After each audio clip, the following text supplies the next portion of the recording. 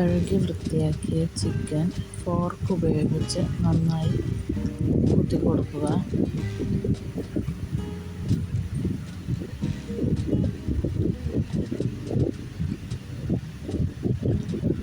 അപ്പോൾ ഇതാ ഞാനിവിടെ ചിക്കൻ്റെ 2 വശവും നന്നായി ഫോർക്ക് ഉപയോഗിച്ച് കുത്തി കൊടുത്തിട്ടുണ്ട്. അപ്പോൾ ഇതാ ചിക്കനിലേക്ക് ആവശ്യമായിട്ട് ഞാനിവിടെ ഒരു വെളുത്തുള്ളി പേസ്റ്റ് തയ്യാറാക്കുന്നുണ്ട്. ഒരു മുട്ടയും കുറച്ച് വെളുത്തുള്ളിയും കുറച്ച് വിനാഗിരിയും കുറച്ച് പാലും ഒഴിച്ചിട്ട് നന്നായി അടിച്ചെടുക്കുക. അതിന് ശേഷം സൺഫ്ലവർ ഓയിൽ ഒഴിച്ച് കൊടുത്ത് മയോണൈസ് രൂപത്തിൽ അടിച്ചെടുക്കുക.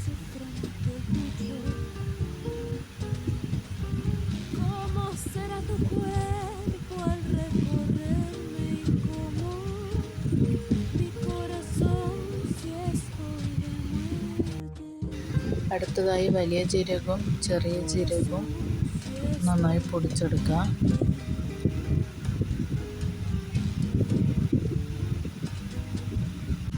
ജീരകം പൊടിച്ചത് ഒരു പാത്രത്തിലേക്ക് ഇട്ട് കൊടുക്കുക. അതിനുശേഷം മല്ലിച്ചപ്പും പച്ചപ്പറങ്കിയും നന്നായിട്ട് അരച്ചെടുക്കുക.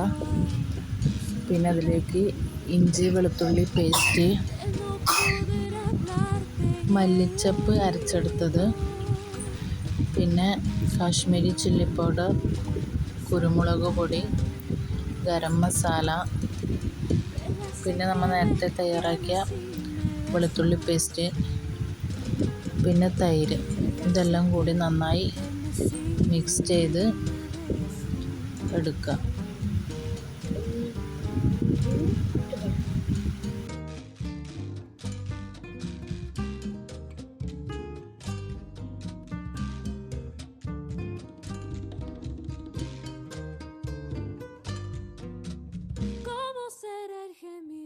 Como el grito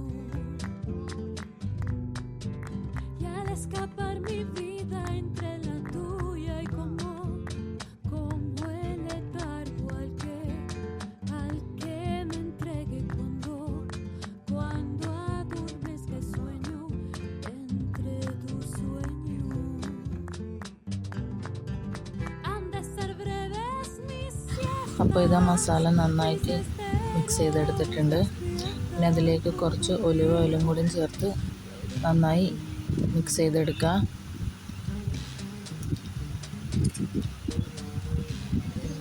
പിന്നെ നമ്മൾ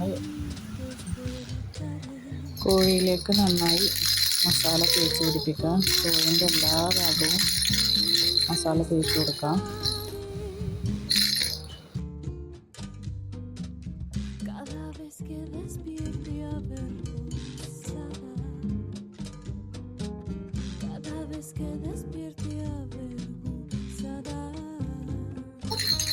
ചിക്കൻ്റെ കൈയും കാലും തുന്നിക്കൊടുക്കാം. അതിൽ നിന്നും വിട്ട് പോകാതിരിക്കാൻ വേണ്ടിയിട്ട് ചെയ്യുന്നതാണ്.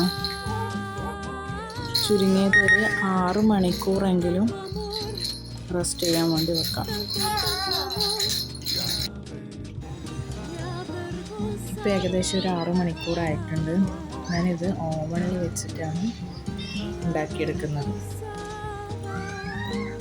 180 ഡിഗ്രി ചൂടിലാണ് ഞാൻ ഓവൻ ആക്കി കൊടുത്തിട്ടുള്ളത്.